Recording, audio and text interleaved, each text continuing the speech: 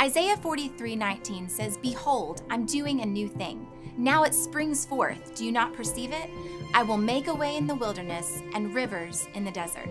Now, keep that verse in mind as I share a story with you. So I love to ski. And a few years ago, Thomas and I took a trip to New England to see my grandparents and hit up my favorite childhood ski mountain.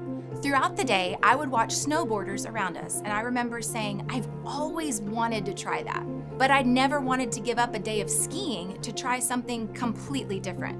But that day, I couldn't get over the urge just to try it. So that afternoon, we swapped out our skis, and within a few minutes, we found ourselves in a completely unknown territory, strapped to snowboards on the kiddie slope at the very bottom of this awesome ski mountain.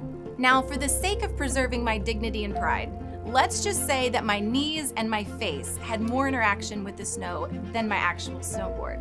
We ended up laughing more in those couple hours than we had all day. And honestly, it was really fun. And I ended up experiencing a totally different perspective of my very familiar ski mountain. Sometimes I think God calls us to trade in our skis and try something new, to be brave, to step out, to trade in the old for something new.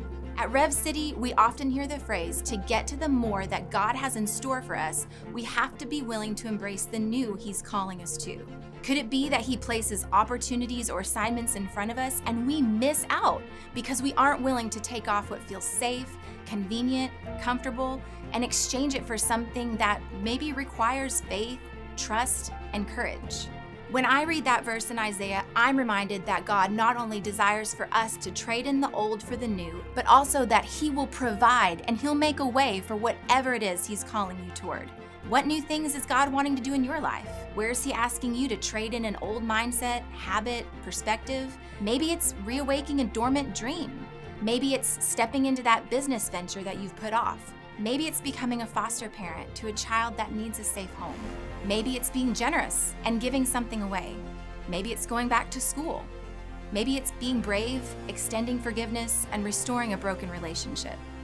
See, unlike my silly snowboarding story, I know that when God asks us to trade something in our life for the new thing He has for us, it's because He has something so much better in store.